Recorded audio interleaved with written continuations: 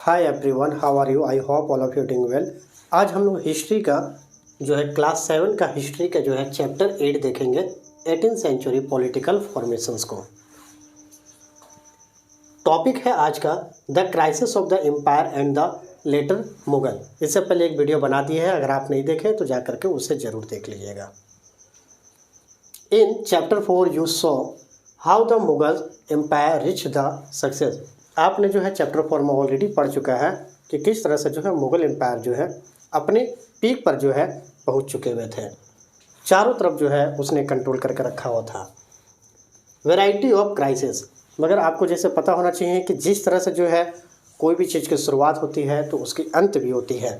Same condition से जो है मुगलों के साथ हुई 17th सेंचुरी में जो है 17th सेंचुरी के लास्ट में जो है बहुत ऐसे कंडीशंस तैयार हो चुके थे जिसके वजह से जो है मुगल एम्पायर जो है धीरे धीरे खत्म होने के कगार पर आ चुके थे।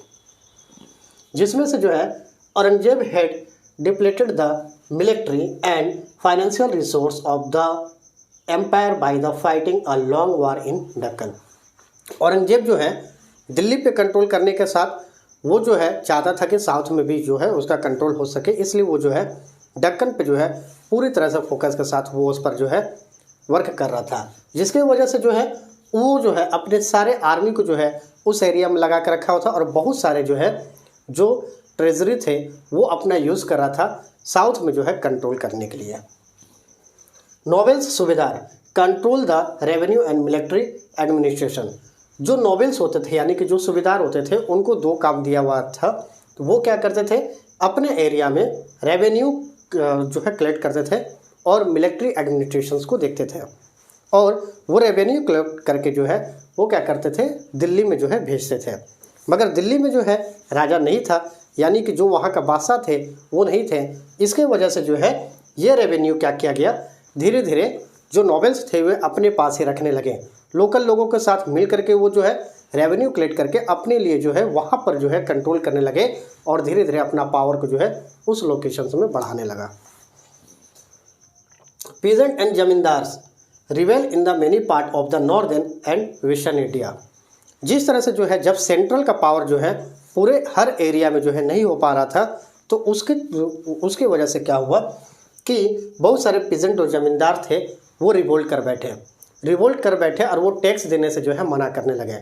और इसके साथ साथ ये पहले भी कंडीशंस हुई थी, मगर उस समय मुगल जो है बहुत ही स्ट्रॉन्ग था, तो उस समय जो है उसे कंट्रोल कर लिया। मगर अब जो है सिचुएशन बदल गई थी, फोकस जो है साउथ पर था और नॉर्थ में कंडीशंस खराब होते जा रही थी।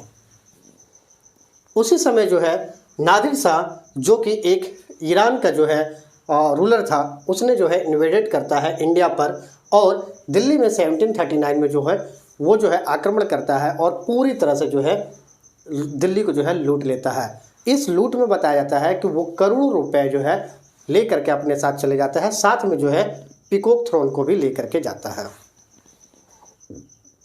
Ahmad Shah Abdali invaded the north India 5 time 1748 से लेकर के 1761। यानी कि नादिर शाह के बाद अहमद शाह अब्दाली जो है वो भी जो है भारत पर आक्रमण करता है, मगर वो कंटिन्यू 5 टाइम जो है अटैक करता है 1748 से 1761 तक। और इस इन्वेडेड में वो भी अपने साथ बहुत सारे जो है बहुमूल्य चीज़ें जो है अपने साथ लेके चला जाता है। Mughal empire were puppet by the nobles.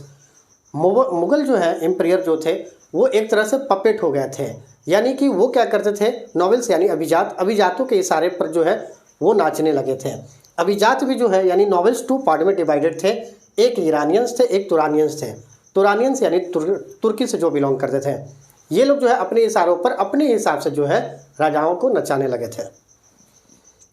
The worst possible humiliations came when to the Mughal Emperor Farooq शेर एंड आलमगीर द्वितीय were assassinated and the 2 others। यानी कि कंडीशंस और भी ज़्यादा ख़राब हो जाती है जब उनके ही जो है नोबेल्स क्या करते हैं कि फारूक शेर और आलमगीर द्वितीय को जो है यानी कि इन दोनों को जो है हत्या कर दी जाती है नोबेल्स के द्वारा।